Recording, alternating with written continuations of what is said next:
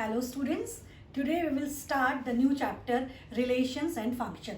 So first of all, we have to discuss about what is relation. In our daily life, we come across so many relations such as daughter and mother, son and father, teacher and student is also a relation. But in the mathematical language, we come across so many examples such as if there is a line L and there is a line M. L may be perpendicular to M, L may be parallel to M, L M पर perpendicular भी हो सकती है, L और M parallel भी हो सकते हैं. So what we have to notice, we noticed that in relations always two objects are required. कि relation हमेशा दो objects में होता है. Got it children? In this chapter, relations is the subset of the Cartesian products of two sets A and B. Now आप सोच रहे होंगे कि what is Cartesian product?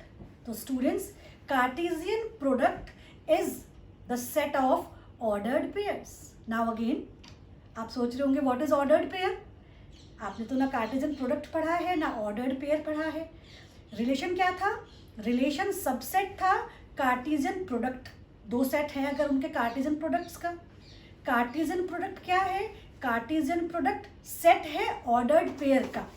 Now what is ordered pair? Now first of all, come to the ordered pair.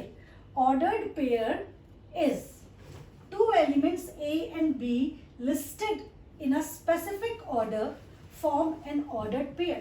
दो elements को जब specific order में listed किया जाता है तो ऐसे पेयर को हम कहते हैं ordered pair. ऑर्डर्ड पेयर आप बहुत अच्छे समझ सकते हैं अगर मैं आपको एग्जाम्पल दूँ कार्टेशियन सिस्टम का. जब आप क्लास 9th में थे तो आपने कोऑर्डिनेट्स को लोकेट करना सीखा था जिसमें आपने क्या सीखा था कि अगर आपको कोई कोऑर्डिनेट लोकेट करना है तो पहले आप एक्स कोऑर्डिनेट लोकेट करेंगे फिर आप वाई कोऑर्डिनेट लोकेट करेंगे. So this is a ordered pair. Right students, पहले एक्स कोऑर्डिनेट लिखा फिर आपने वाई कोऑर्डिनेट लिखा. एक स्पेसिफिक ऑर्डर में लिखा कि पहले आप एक्स एक्सिस पे कोऑर्डिनेट एक्स कोऑर्डिनेट करेंगे फिर आप वाई कोऑर्डिनेट करेंगे. In the same manner ordered pair, ये ऐसे ही ऑर्डर्ड पेयर होता है कि आपको किसी एलिमेंट्स को स्पेसिफिक ऑर्डर में लिखना है. So 1,4 represent the ordered pair but it will be not equal to 4, 1. Right? अभी आपने सेट में क्या सीखा था? अगर आपके पास कोई सेट ए है 1, 2, 3 तो आप उसको 2, 3, 1 भी लिख सकते हैं, आप उसको 3, 1, 2 भी लिख सकते हैं. But in ordered pair it is not possible. ऐसा नहीं हो सकता.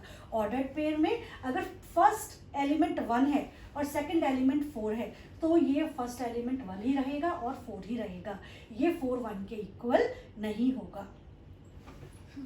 Now come to the equality of ordered pair.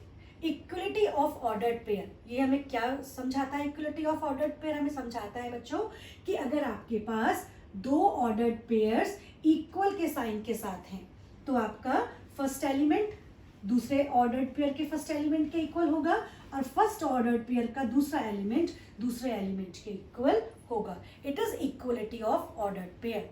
अगर आपके पास दो ऑर्डर्ड पेयर्स हैं इक्वल साइन के साथ तो पहला एलिमेंट पहले एलिमेंट के इक्वल और सेकंड एलिमेंट सेकंड एलिमेंट के इक्वल होता है. Now come to Cartesian product of set. Cartesian product of sets कैसे हम फाइंड करते हैं? सबसे पहले इसकी डेफिनेशन देखते हैं.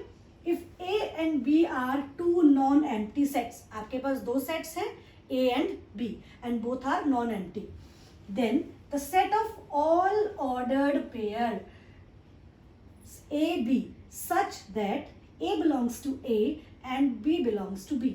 A belongs to A कहने का मतलब है कि आपके ऑर्डर्ड पेयर का जो फर्स्ट एलिमेंट है वो A सेट से बिलोंग करना चाहिए और आपके पास आपके ऑर्डर्ड पेयर का जो सेकंड एलिमेंट है वो सेकंड सेट से बिलोंग करना चाहिए. तो ऐसे ऑर्डर्ड पेयर के सेट को हम कहते हैं कार्टेशियन प्रोडक्ट. राइट? इसको डिनोट कैसे करते हैं? A cross B. कैसे बोलते हैं इसको?